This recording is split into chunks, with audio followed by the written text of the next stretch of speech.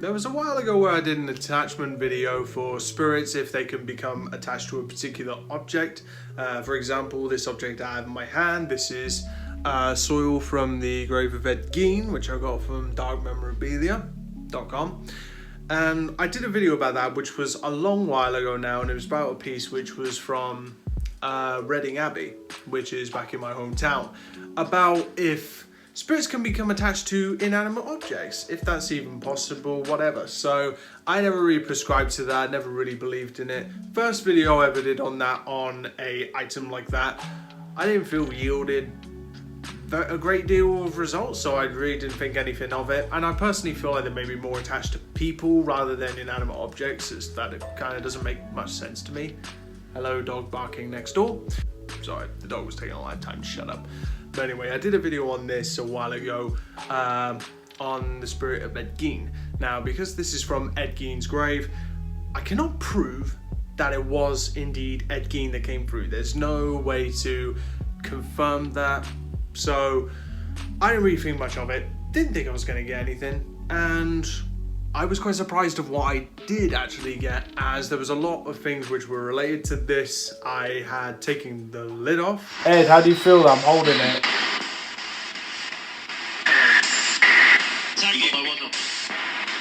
Take the lid off. And had his name come through a bunch of times. Now, it could just be another Ed, it could be another spirit called Ed, as I'm pretty sure Gein was not the only Gein in the world, or the only Ed in the world, obviously. So, I didn't think much of that. But if that can come all the way from, where was it? I cannot remember, it's on the screen somewhere, but I can't remember off the top of my head right now. Good research, Jack. But with this object here, and with like the dirt which is in there, if it's traveling all the way from America to here, as soon as like this kind of was brought into the house, don't make a big deal out of like sensing energy or anything like that. But Dee noticed a massive change in the house, and I didn't really take much notice of it, to be honest. But when I did a session with this, that's probably one of my favorite sessions I've ever done. And if you've never seen it, go back and watch the whole thing. It's in the description down below if you want to watch that on Gein. As you guys know, I'm fascinated with serial killers. I love anything to do with that. Just getting started watching Night Stalker on Netflix, so I'm looking forward to getting to the end of that. But with this, is Gein attached to this? I don't know. I really cannot say. I would not know if it was. But the fact there was certain information which was coming through the spirit box and with the radio I was using, I found it quite amazing that his mother was mentioned. Mother? There were certain things about him which were mentioned, and I cannot remember the name of his last victim, but I don't think maybe a reference to that was in there as well, and also dissecting and so on, which those kind of words which were associated with the crimes which he did, which was grave robbing and the murder of two people, well, the two people that we know of. He died in 1980. You're here? Is Gein here?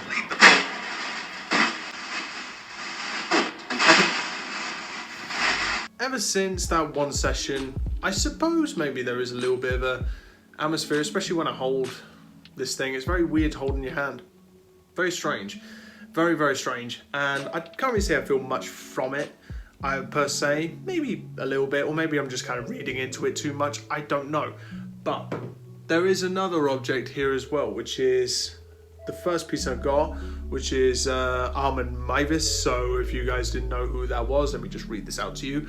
Almond Mibus, German former computer repair technician who achieved international notoriety for killing and eating a voluntary victim in 2001 whom he had found via the internet. And this is a piece from his house, which is from the wall in his house. You can't imagine, I don't know if it depends on maybe the severity, or maybe something that happened in the house, or maybe it was a lifetime's worth of energy that was in there. I know his mother died in the house, I think, and obviously his victim. So found it would be a really good experiment to maybe, with all the true crime memorabilia which I've captured, there's something about owning a piece from these serial killers, something that they've owned, something that they've touched, or maybe something that they came across, So I found it a really good experiment to try this at some point, to try everything which I own, put it all together, and just see what happens in a spirit box session. Something may happen, something might not happen, but it's good to experiment. Just give it a try, because you never know. Now, for when we eventually do go back to locations and so on, even for you guys as well, I quite like to take a little bit from every location which we go to. So maybe that might be a nail, some dirt, maybe we find a flower and dry it out or something like that, put it in a jar and label it. I just find it really cool to take something from each, because I do believe there can be certain materials which maybe can hold certain energy. Like maybe if I've noticed something which is a lot of houses like cottages and so on, or maybe places which are mostly made out of wood, because it's like an organic material. Is that, man, like if you believe in sort of paganism or anything like that, which, well, yeah, like in paganism, that everything's kind of living in a sense, and that maybe the wood from a tree and so on contains the energy of maybe past energy, past experiences, and maybe is able to hold sort of memories, I suppose, like kind of from the brain. It's like a nature brain. But I thought this would just be a little thing that I wanted to put out just to see what you guys think. Do you believe that spirits can attach to inanimate objects? Do you believe they can? Have you had any experiences when you bring stuff in? Like I remember ages ago when we brought in Ivy the haunted doll, and I'm not a great believer in haunted dolls or haunted anything really.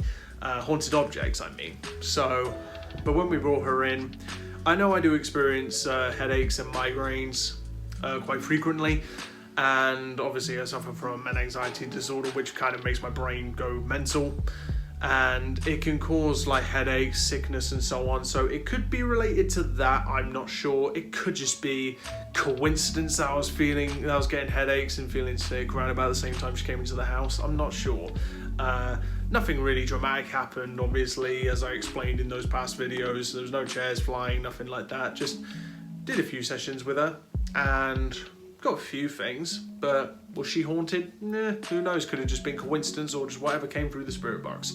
But do you believe things can attach to inanimate objects? I really want to know your thoughts and opinions on this. And do you have a possibly possessed object? Is it possessed by a demon, whatever? God knows, who knows. But if you have anything like that, please do let me know in the comments down below, as I'm looking forward to reading the comments. And I'll see you guys very soon in the next video.